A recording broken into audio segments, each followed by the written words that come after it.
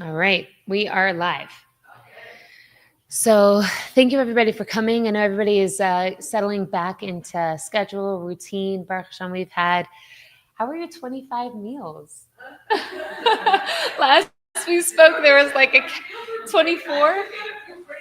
I was thinking about you the whole Yom Tov. I'm like, what meal is she up to? I had meals too, but I also ate out and I took it easy. So nice. Baruch Hashem, it was.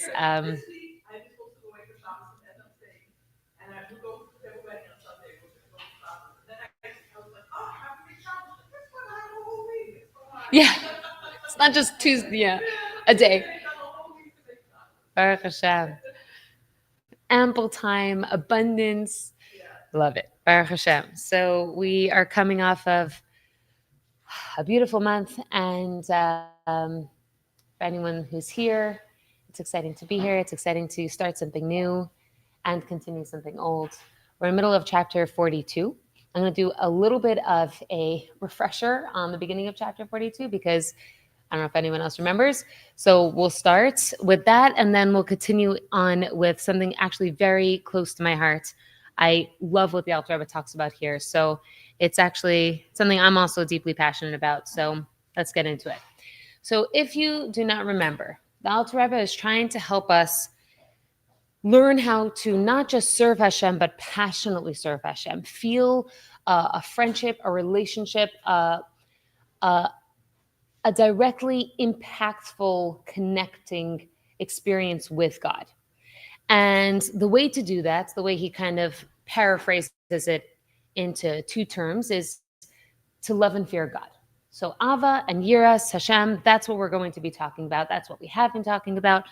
And how to develop that, we've been first talking about Yira, because like we said in chapter 41, Perek Malef, the way to have a relationship with God first has to start with a level of awe, a fear of God. There has to be space. There has to be an understanding that there's someone beyond, right? And we had a few different stories to illustrate that. I'll just tickle your memories. So Rabbi Yochanan ben Zakkai, lying on his deathbed, surrounded by all of his Talmidim, they said, please, will you give us a bracha before you pass away? And he said, I hope that you fear Hashem like you fear your neighbors. And the Talmidim were actually insulted. They were like, excuse me. And his response was, if only you feared Hashem like you feared your neighbors. And I love that story because it just so plainly and humanly illustrates to us how much the voices of others weigh in on our real experience. And we're so not truthful about it. We're like totally not honest about how loud those voices are. Those voices dictate to us the way that we live. They impact us tremendously. We feel the judgment, or we feel the affirmation or the approval. Either way, those voices have direct impact. And even if we're the kind of person that says, I don't really care, you do care.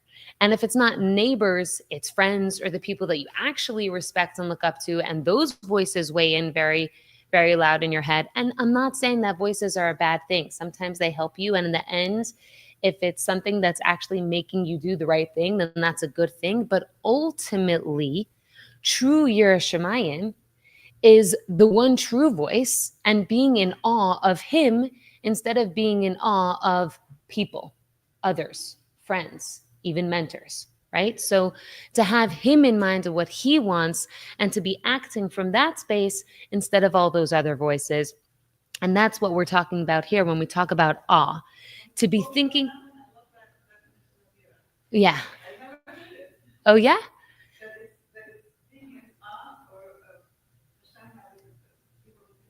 Yeah, thinking about Hashem, meaning an awareness of him, just like you have an awareness of, I don't know, your mother, your mother-in-law, or like you have an, right? Like one of those big voices.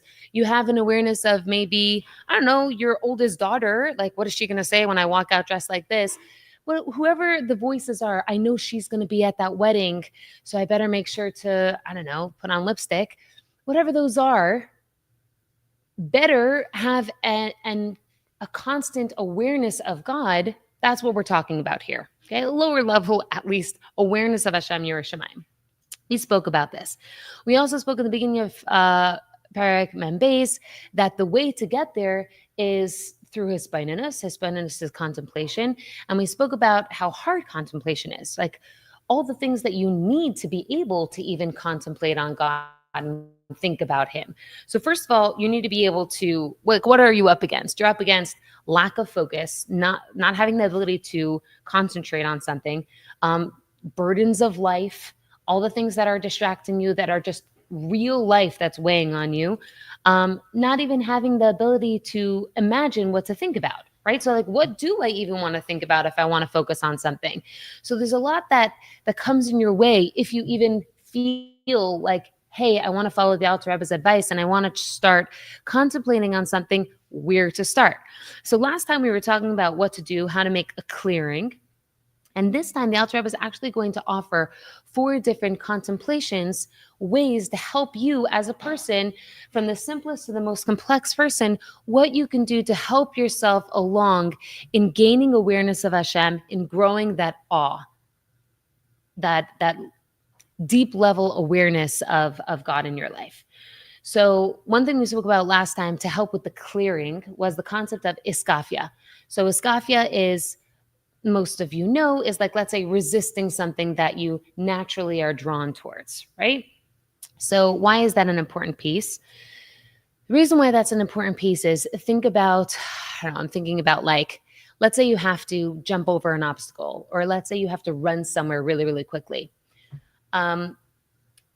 You are focused, you want to get there, you have the agility to do so, Baruch Hashem, your body is working, but everything you've brought to the table could kind of weigh you down and will impact how fast you'll get there, right? So your beliefs about yourself, how much you ate that morning, and if you're a gluttonous person in general, like, that comes to the table when you're trying to do something. So what are we trying to say? Let's say you're sitting down and you want to daven, right? You sitting down to daven when you didn't eat anything that morning, you're just a little lighter. Like, think about trying to exercise. You didn't eat that morning. You're lighter. What you're bringing to the table is more flow, as opposed to filling yourself up with whatever that is. I don't know, lashon hara, movies, too much food. I'm not even saying in the realm of bad. I'm saying in the realm of just neutrality. It just weighs. And so if you're trying to do something spiritual, or you're trying to approach God, if you're weighed down by just selfness, like physicality, materiality, whatever it is, that's going to impact how easily it is for you to access the finesse of spirituality.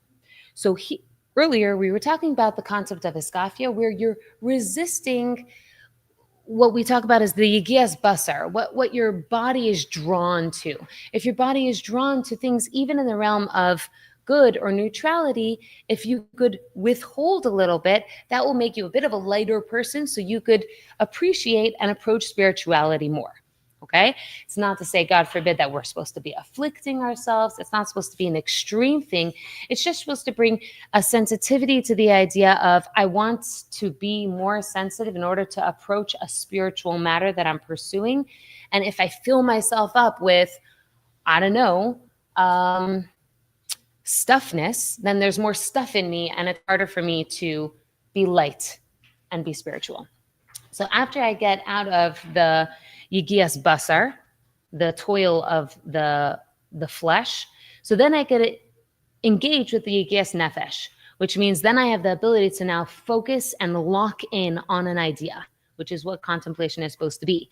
I'll be able to just, like, there's going to be less of this here and more of this here, and I could just focus on this concept that of God that will help me get to greater heights, that will help me develop a feeling of love and fear of Hashem, or will help me at least reveal my soul. Okay? So that's what we're trying to do, right? The long, short way would be contemplating on Hashem. And if I contemplate enough, like, what I think about will generate feelings, right? So if I think about, the first example that's coming to mind right now, it's a funny example, but like, I could be going through my day and thinking about my children. I could be going through my day and thinking about my work. Or I could be thinking about, let's say, my father-in-law just passed away. The second I think about him, I will immediately feel feelings. Second I think about my child, I will immediately start feeling love or concern or stress. But there's going to be a feeling surrounding it. So what I focus on is what the emotional experience is going to be born from that. Now, when we take that linear experience and we apply it to contemplation, if I devoted time throughout my week to think about God, then the direct result of that should be a feeling towards God. Some feeling should be born from that. And we want those feelings ultimately to be love and fear for Him. Now, that's kind of a long, short way, because that would take a lot of and it does take a lot of dedication, effort, focus, and we are supposed to be involved in doing something like that. The other way would be to be focusing on it, but to arouse your neshama. So you're not trying to arouse feelings. You're just supposed to awaken your neshama inside of you, allow a glimmer of it to reveal itself. Right? So there's two different ways to go about it. We're going to be talking about both. Either way, the contemplation will be extremely helpful. So the Alter Rebbe says, what are we trying to do? We are trying to be disciplined about contemplation. We have to create some sort of discipline. Why? Discipline is like almost like a prerequisite for awe, for Yiras Shamayim. How? So the way Rebbe Paltiel explains it, and I think it's a very good mashal, and we spoke about it before, is the campaign of the Rebbe in the 1980s for Tzivas Hashem. And forgive me, I'm repeating myself, but I think it's really important. So the Rebbe started this campaign of Tzivas Hashem, and he was really, really passionate about it, and spoke to the children a few times throughout the year, and created an entire system of hierarchy. There's generals, there's commanders, there's lieutenants, and a child psychologist, not from, I don't believe, but knew enough about Chabad, wrote to the Rebbe saying, I don't understand why you're bringing a system of killing to children's lives. Like, that's what an army does. An army kills, an army is destructive, an army. Why would you bring that concept to children? And the Rebbe responded with a 3-page letter explaining his motives. And the Rebbe said, ever since I came to America, I'm watching a generation controlled by their feelings. They feel good, they feel bad, they do this, they do that. Everything is just bouncing off of their feelings. And the Rebbe said, I thought long and hard about using this as a mashal for children.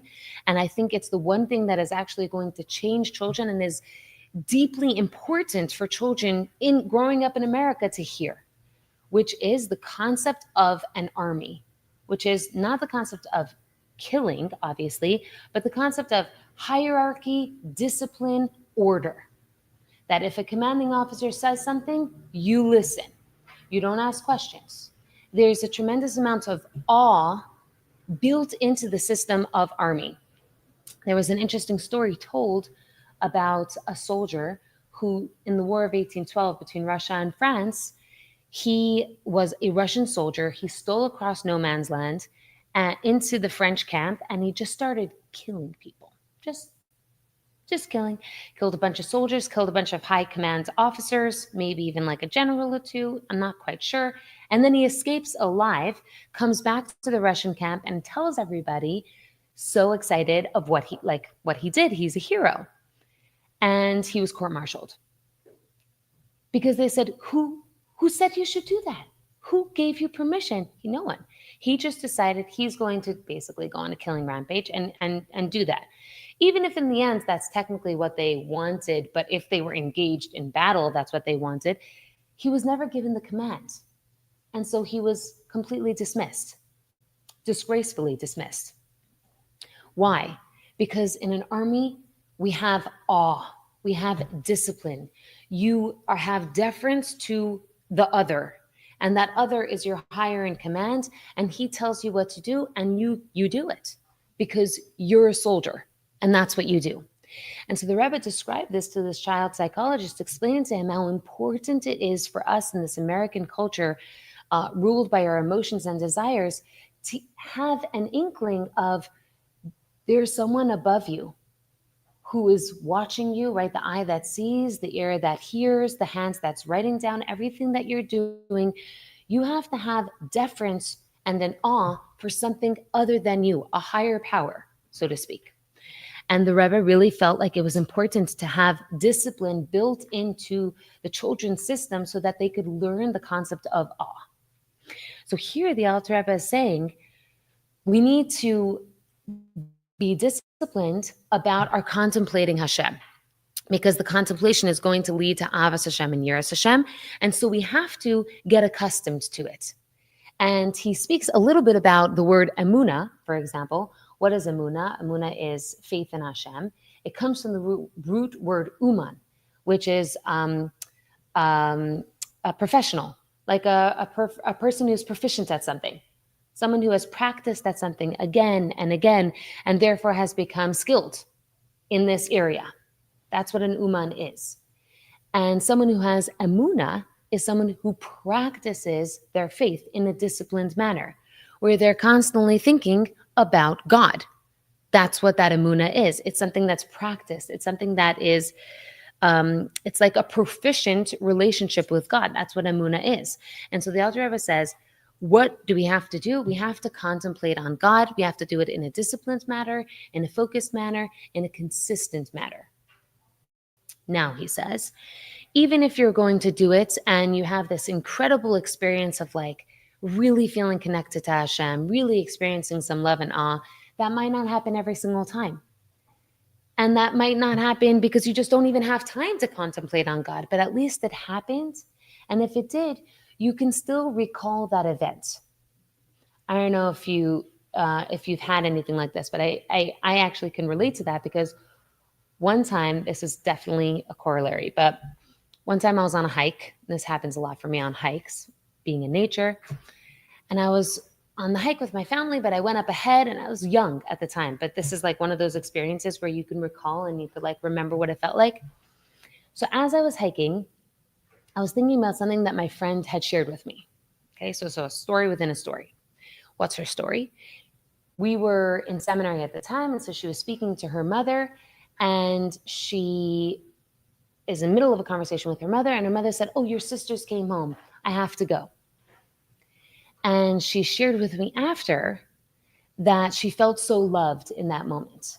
And I thought, why would you feel so loved? Like, I would have felt like, I'm here. Like, don't talk to the sisters right now. Like, talk to me. I want you to concentrate on me.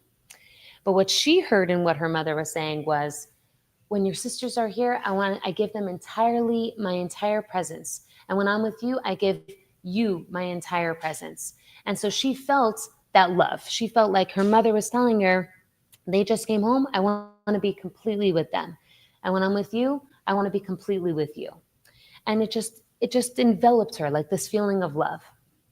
And so I was thinking about that. And as I'm climbing to the top of this mountain, I'm thinking every single part of what I'm seeing, every blade of grass, every leaf on every tree, everything here is so beloved by God. Hashem is keeping it into existence at every given moment. And it's not stopping, right? It's not disappearing. It's just thriving. It's just growing, even with, no rain. And Hashem is making it so beautiful, and Hashem is making it so vibrant. And I looked around and I remembered her story, and I felt, oh my goodness, Hashem loves me like that too. It's not just every single part of nature that Hashem is keeping in existence and is so beautiful, but Hashem is doing the same thing for me. And I just kind of brought that story together with what I was experiencing in nature and realized, wow, I feel the presence of the Eibishter. I feel how much love he has for me. I feel how present he is here in this moment. And why am I sharing that with you? Because when you give yourself the time and space to have a contemplation like that, and for me, it was meaningful.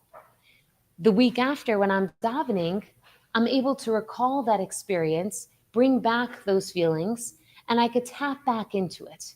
So the Alter Rebbe, as always, is so encouraging and is so acutely aware of our humanness and says, I know sometimes you don't have time. I know sometimes it's hard for you to be disciplined about contemplation. Give it to yourself once a month. Let yourself have that experience, I don't know, once a week, whenever it is. And It doesn't have to be every day. But once you let yourself have it, you have it. And you can always recall it and bring it back to yourself. And from there, you will grow. So let's go into the actual contemplations that the Alter Rebbe talks about. So the first one he says that he thinks is very important, tying into what we were talking about before, is just know. Yeah, you have a question? Yeah, so I can understand contemplation on the love of Hashem, but the fear of Hashem, like when you're going back to like the neighbors, for instance, like why would you want to sit there and think of like, oh, if I do this, then Hashem's going to punish me this way? Or why would someone want to carve out time to think of the fear of Hashem? So we spoke about this before. Here's what I want you to focus on. It's less because we skip steps, right? So what you just did was you skipped a step. You said, why would I want to think of how Hashem is seeing what I'm doing and then he's going to punish me?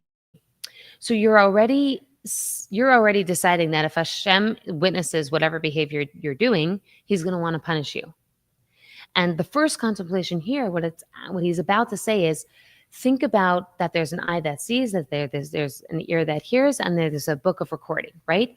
But the idea is that you should just be aware that he cares, that he's there, that he wants to know, that he's involved. And it matters to him the decisions that you make. So less of it. That would be love. That would be under the category of love, because anyone who cares and sees and all those things that would be a loving God. So he is a loving God and he is an awe-inspiring God, right? He's both. When I say care, I don't mean care love. I mean that it matters to him. Like you think that, if I just speak Lashon Hara in my room, or if I think a bad thought about someone, that what does it matter? It's not harming it. He cares. It matters to him. And he wants what's best for you. So Rabbi Paltiel shares that he was one time sitting at a sicha, the Rebbe was speaking, and the Rebbe said something really interesting. It sounded like the Rebbe was speaking to Bachram, but he felt like the Rebbe was speaking directly to him. And he said, imagine if you're sleeping in your bed and your alarm clock rings. Okay, this is like a high level, and your alarm clock rings and you're supposed to head out to Shacharis and to Seder and to everything else that a Bachar is supposed to do. And as your alarm clock rings, Hashem is standing at the foot of your bed. Just think about that for a second. Are you going to hit snooze, or are you going to wake up and say, my Da'ani?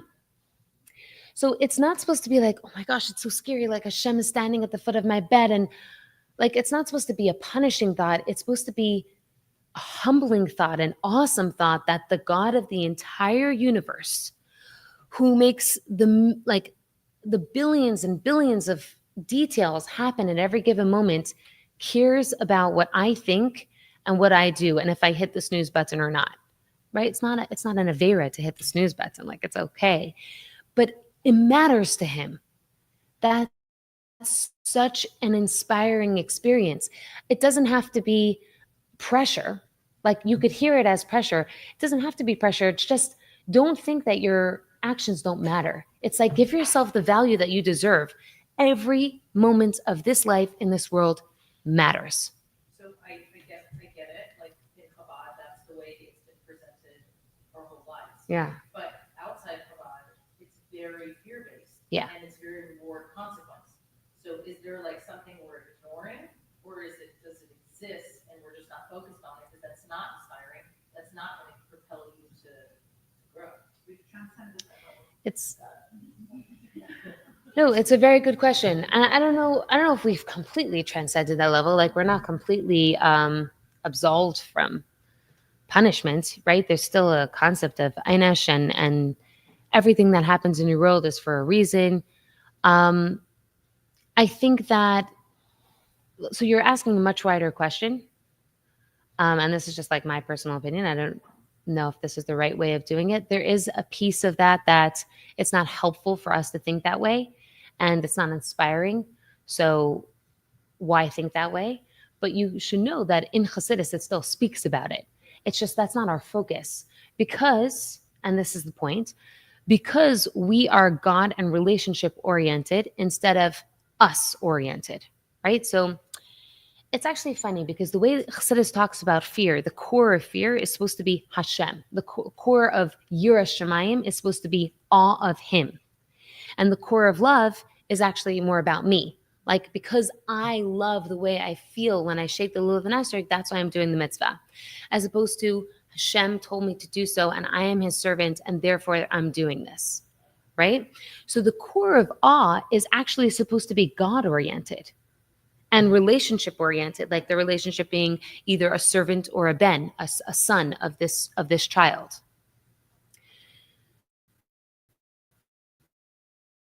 Right? So it's not supposed to be fear, like the fear that we know, like concern and fear. It's supposed to be awe.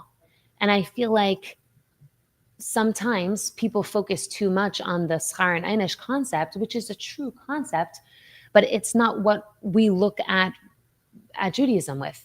Like, we have a totally different focus. Does that make sense? Um, I'll share with you just a funny story recently happened. So I was like probably an hour outside of LA, and I was talking to my father, texting him back and forth. And in the middle of it all, he said, "Just tell me when you leave." I'm like, okay. So I texted him when I left because he said I should text him. Right? This like Kabbalah's old daughter. I have that relationship with my father. And I texted him, "I'm leaving now." And so he says, "Come to this address." Right? I was supposed to head home, take care of my kids. My kids were home from Sukkot's vacation. "Come to this address." I will come. Right? I ask no questions. I show up and I get there, and my father starts explaining to me what he wants me to do. Like, "You have to take mommy home." I'm like, "Oh, that's what I'm here for." He's like, "What did you think?" I'm like, "You never told me anything. You just said, come to this address." And I thought, I love that. I love that I have this relationship with my father. He says, I do. That's an incredible part of my childhood that has inspired me enough to be a Kabbalosonic in a way where if Hashem says something, I do. And that was inspired from my father being that kind of parent. He says, he doesn't have to give explanations or justifications. It just is. And I had my mother who like would give all the explanations and justifications, right? I had both. But think about what kind of contribution that was to my being, that I was born into a relationship with a father who he says and expects for there to be follow-up, and I listen. He says, I do. And then after, you could give me your explanations or explain what you need me to do, fine. But that's what our relationship is supposed to be with the Eibishter, an awe, a deference. Everything stops if you say, then that's what's going to happen. So when the Alter Rebbe talks about this first contemplation, he says, I want you to think about this because it's important for you to think about. And I'll just give you another explanation. Again, I know we spoke about this the other time, but one of the mitzvahs that the Rebbe started was for the non-Jews. So for Sheva Mitzvahs B'nai Noach, the 7 Noahide laws for non-Jews to learn that they also have mitzvahs. And the underlying message behind the Sheva Mitzvahs B'nai Noach was never like in the advertising. It was never, oh, this will make your marriage better, or like this will make your children respect you more, or this will bring your family dynamic closer, or community will build community. It was always this line, because an eye sees and an ear hears. Why? Because it's so important for us to remember the deference of I don't run my own life. God is in charge of my life, and I have to have an awe and a deference to him, and his awareness in my world should be a constant. And if it's not, I should contemplate on it so that I can make it more constant in my life. So just to give a quick example, like what can I do on an everyday basis, even just to give myself a minute, right? It doesn't have to be a very long time. It doesn't have to be like a whole hike, but just to give myself a minute to think about, in my decision-making, Hashem cares. It matters to him what I think. It matters to him what I say. It matters to him what I'm going to do right now, what I choose to eat, how I parent my child. Hashem is here. He's in my home. I want him to see and be proud of me. I want him to see and encourage me. I want him to see me fail and still say, I still love you. But at least I see him and I'm not just ignoring him, right? I definitely remember going through a period of my life where I felt like, you know how children, when they're playing hide and seek, they put a blanket over their head and they're like sitting on the bed and their whole form is there. It's clear that they're there, but they have a blanket so they think you can't see them, right? So like that was the experience that I felt, where it's like I was covering myself with a blanket. Okay, fine. Obviously, if I don't think about Hashem, Hashem's not thinking about me, right? That's not the truth. Even if I'm trying to ignore it and push it out of my head because it's too scary or it's too overwhelming to think about, Hashem's still standing at the foot of my bed, seeing if I'm going to press snooze or if I'm going to wake up and say my Da'ani and start my day with an excitement to serve Him. So that's the first meditation. This really delving on I matter and what I do and what I think and what I say and how I behave and my interactions matter to Hashem. He cares. The second meditation is an interesting mashal that the Rebbe gives, that the Alter Rebbe gives, which is he speaks about a king, and he says, "What about a king is impressive? When you look at a king, is it his clothes that are impressive? No, there are a lot of wealthy people who are both, nice clothes. Is it his entourage? Is it his palace? No, these are like fixtures. What is really impressive about a king? It's his energy, it's his power, it's what he has behind him, it's what he yields. That's what's powerful about a king. And so the Alter Rebbe says, look at the world, and when you look at the world, you'll see innumerable expressions of God, right? You're standing next to a powerful waterfall and you feel the power surging as the water is hitting the river below. Or you're standing in a forest of redwoods and they're hundreds of years old and they've been standing for hundreds of years beyond your great great grandfather, you know? Or you're climbing a mountain and it feels like nothing can make this mountain ever move. And you look at that and you say, this is an expression of God. I could feel the power of this. I could feel small and feel how this is so beyond me. And I could learn from that that this is just one way that Hashem is trying to show himself to me. Even though I live in a world where I feel like I can't see him, because Hashem is the expert at disguise, and he loves to camouflage himself. That's what this world is. But there's parts of it where I could sense him beyond. Just like when I look at a king, technically he's just a wealthy person. He's just like any other person. He's wearing clothes, he sleeps, he eats. But no, he also wields power. And if I could sense that power beyond, then I could also respect it. And I could also be in awe of it. And I could also appreciate that Hashem is trying to show himself to me. Do you hear that one? So he talks about like, this is like an interesting piece, like not even like looking at aspects of nature, but looking like at the order of nature, or looking at, I've actually seen this in like non-Chabad literature, like taking apart an orange and seeing how every piece is like this beautiful piece that's like perfectly packaged for you to eat. And in that piece, it has little pieces of pulp perfectly packaged, light little pieces. So it's just delicious with every single bite. And how the fruit comes with something that protects it. Like there's a whole system to it. It's like there's a whole there's the external, there's the klipa that protects it the whole entire time. And then when you remove that, you can eat the deliciousness within. And then deeper within, there's life. There's potential for life in the seeds. And the whole system is right there in one orange. And you just contemplate on that, even just for a minute, and you could be in awe at how much intention and focus and beauty there is in creation. And you can touch upon the power of the king. You could see the beyondness of God and how he's expressing himself still in this world. He's not completely camouflaged. If you're nuanced, you could pick up on it. And so the Alter Rebbe says, we have this ability to make him real for ourselves by looking at the world, by looking at the systems and the order and nature and just power in general. We can make him feel more real to us. So the first one that we spoke about, where we're saying Hashem cares, Hashem matters, it's kind of like convincing yourself intellectually that Hashem is really present in this world. And this contemplation, in a way, I feel is a little bit more powerful because it's embracing that it's still hard. Like, even if I intellectually understand that Hashem cares and he matters, but like, I can't touch him. Like, I can't feel him. I don't see him looking at me. But when I look at this meditation, I could feel like, no, Hashem is present. He's trying. He's expressing himself to me. Just like I can feel like a mountain and I could feel this fruit. I can know that this is an expression of him. This is a way that he is allowing himself to be seen in this world. And it's, I feel like, an easier way of making him feel real to us. It's more tangible. It's more human.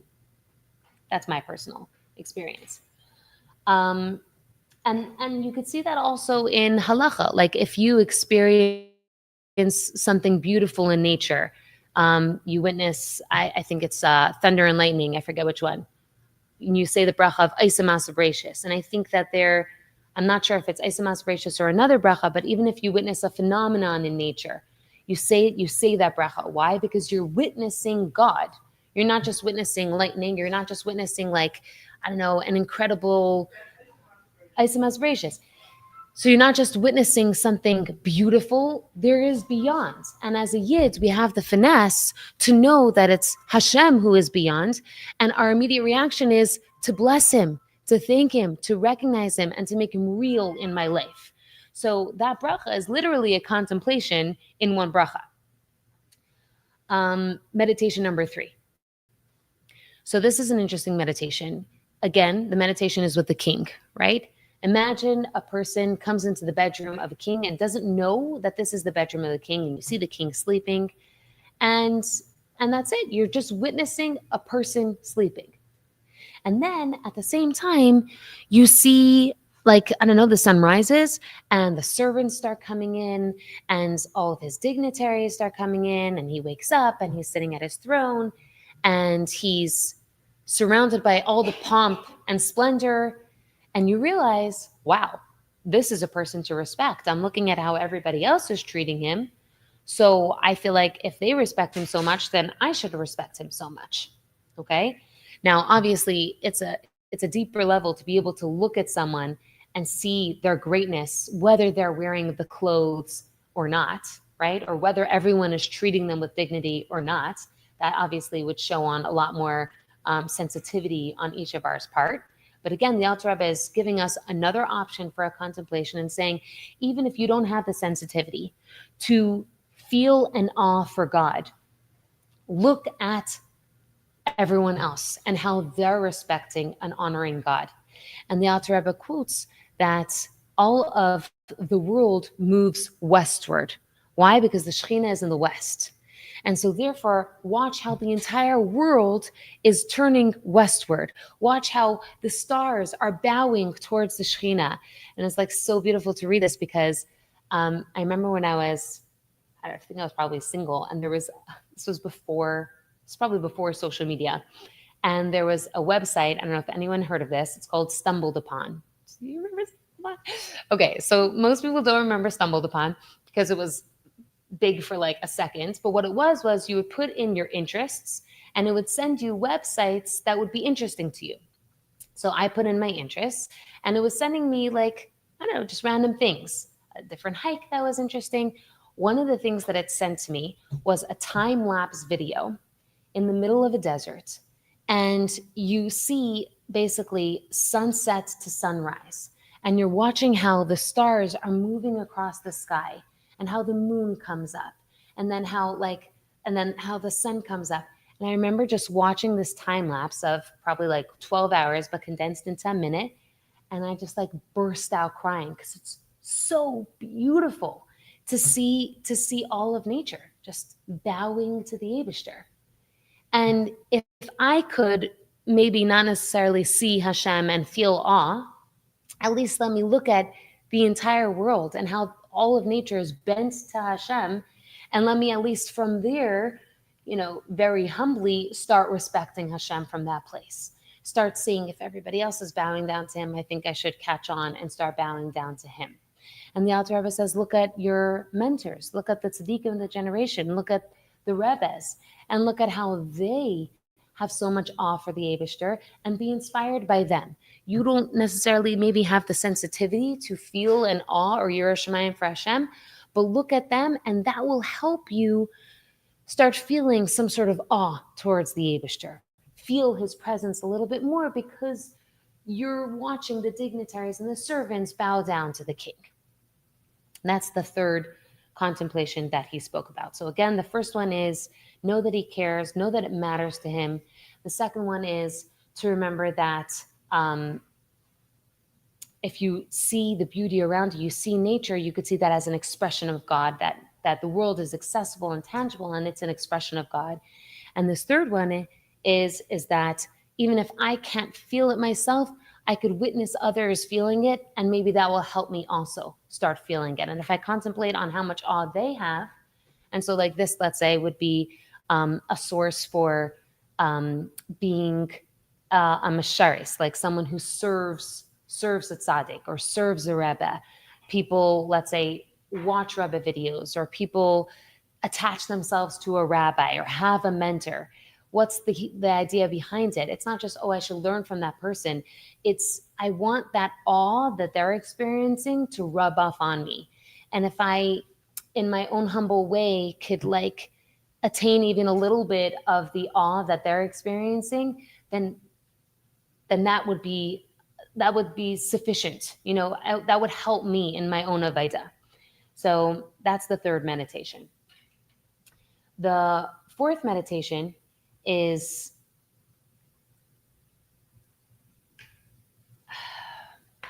there's a mitzvah that when we appoint a king for ourselves, right? Saim tesem melech melech, we have to treat that king with respect. So it's not just like you usually hear where there's, what is it, like one shul, 100 opinions or something, right? Like that concept of like the rabbi is not the only one who has opinions, everyone has opinions. Very Jewish. But really, the mitzvah is supposed to be that when you appoint a king, there's like certain trappings that you put into place that are supposed to inspire you to respect and be in awe of the king. You have an obligation, a mitzvah, to create that awe for the king.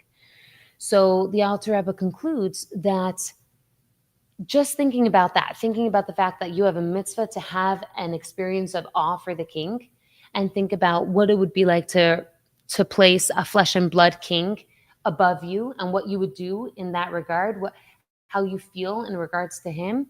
That might help you. If you think about that concept, you think about your mitzvah, your obligation to do that, then maybe it will help you. And he gives an example. When you daven every day, davening is supposed to be that experience where you're standing before Hashem and you're saying, you are my king, and we literally bow. Just like in the olden days when someone walks into the king, you bow down to the king. And in certain cultures, there was like very complicated movements. There's like a whole bunch of like series of movements in the bowing to the king or to the queen. So when we're davening, we do experience that. We're supposed to experience that. I'm putting you as my king. I am pointing you as my higher power, as something beyond. And even just that simple contemplation of knowing this is my obligation to place you before me. And that's why a lot of shuls, I don't know if you have it, but have the words Shivisi Hashem Lenegdi Samet, I'm putting Hashem before me. It's supposed to be the premise to davening. And when you're bowing, it's supposed to be, I'm bowing before God, right? I'm literally surrendering myself to him. And so if I think about that, and I think about the idea behind davening and the idea of the mitzvah of Sem Tesem Melech HaMelech, that will hopefully inspire me to have more of an awareness of God in my life, which is what Yiras Shamayim is supposed to be. So to conclude, there's a measure of consistency and discipline that the Alter Rebbe asks from us to create Yiras Shamayim, not just because it's important to help you to create that, but because that's what Yiras Shamayim is literally. The consistency of awareness, the discipline of being surrendered to, remembering that Hashem is above, beyond me, and I'm supposed to be submissive to that. And he says to give yourself special times to think about it, even if it's just a minute every day, or even if it's just 10 minutes once a week, or I don't know, 10 minutes once a month, whatever it is for you. But to give that to yourself, because we all have different planes of ourselves, right? There's external planes and then there's more internal planes. But the most internal plane of yourself is your neshama and your connection to him. And your neshama is deeply desiring to connect with the Yebishter and wants to be seen and wants to be heard. And so if we only connect with the external parts of ourselves, then we're not allowing the truest, deepest part of ourselves have a voice, have its time in the sun, have the ability to express itself for its real purpose in this world. So the Alter Rebbe says, give it some time. Like, give it a moment. Allow your neshama to have a moment of just connecting with him and thinking about this and what that means. And what that should engender is a feeling of awe. And the Alter Rebbe concludes that every person can do this. And he gives us 4 different contemplations that are accessible to every level of every Jew. And each of us can try each and every one of them at varying degrees and see which one fits and experiment with all of them. But I think what the Alter Rebbe is saying is so encouraging, which is it's accessible, and honor that part of yourself. Give that to yourself so that you could access something that's